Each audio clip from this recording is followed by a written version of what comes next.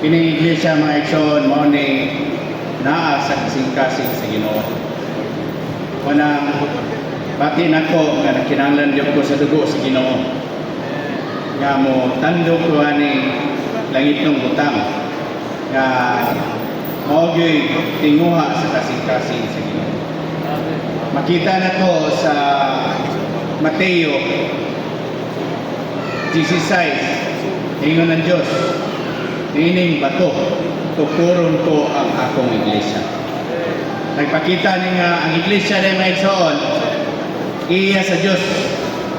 Morning mo, tandi ni sa 1 Thessalonians,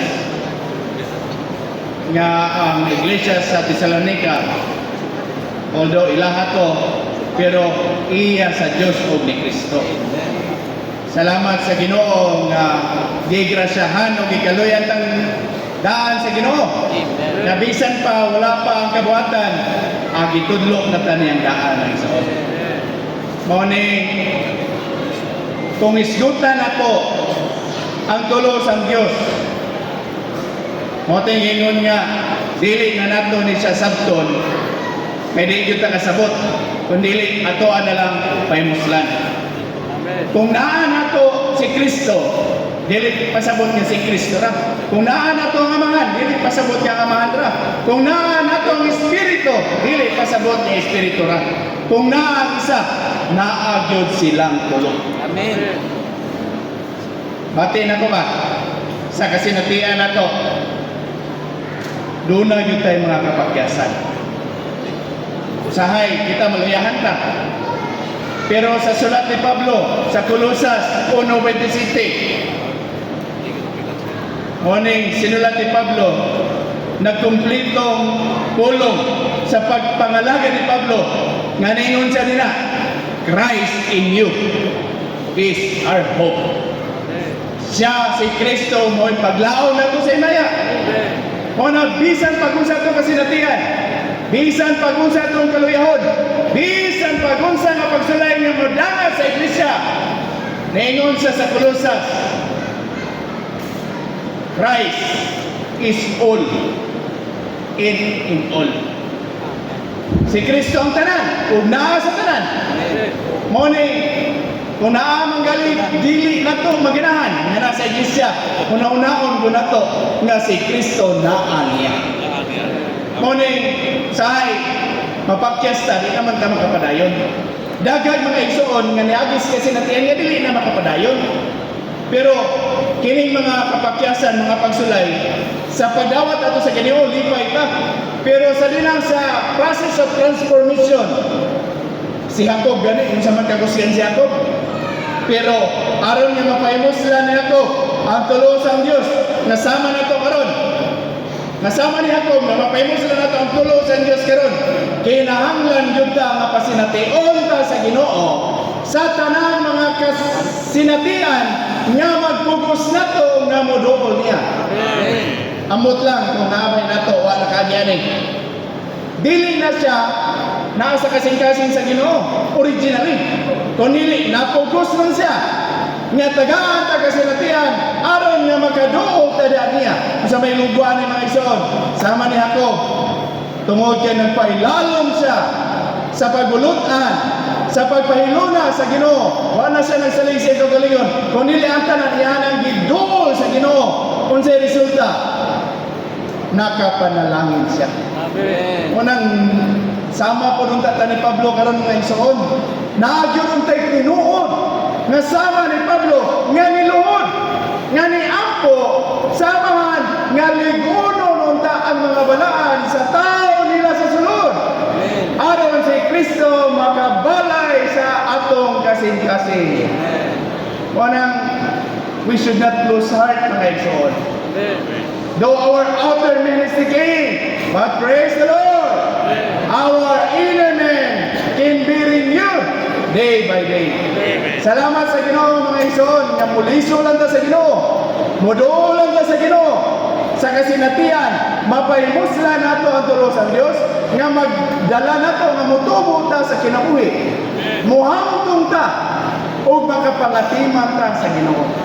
Ngadto sa uban, aron ang iglesia matukod nga diha Dios sa ilalom sa pagulutan sa tulo sang Dios mga igsoon.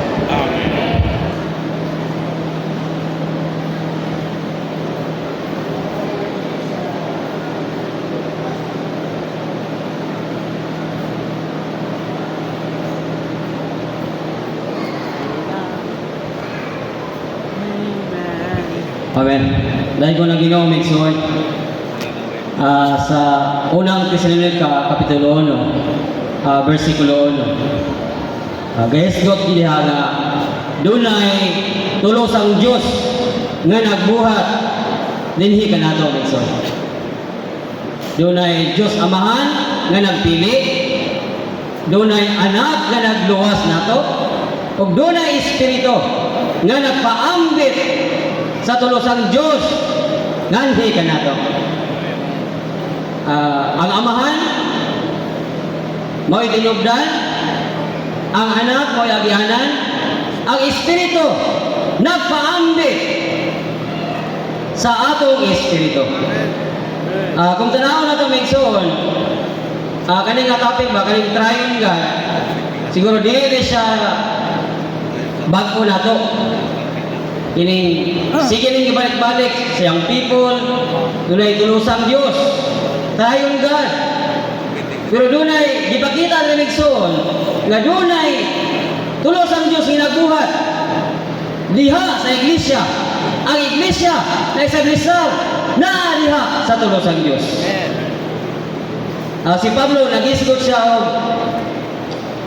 tulusang Dios sa dihang gisgutan niya ng iglesia sa sa Thessalonica. Usa ni siya kabata nga iglesia wigson gi-establish ni Pablo.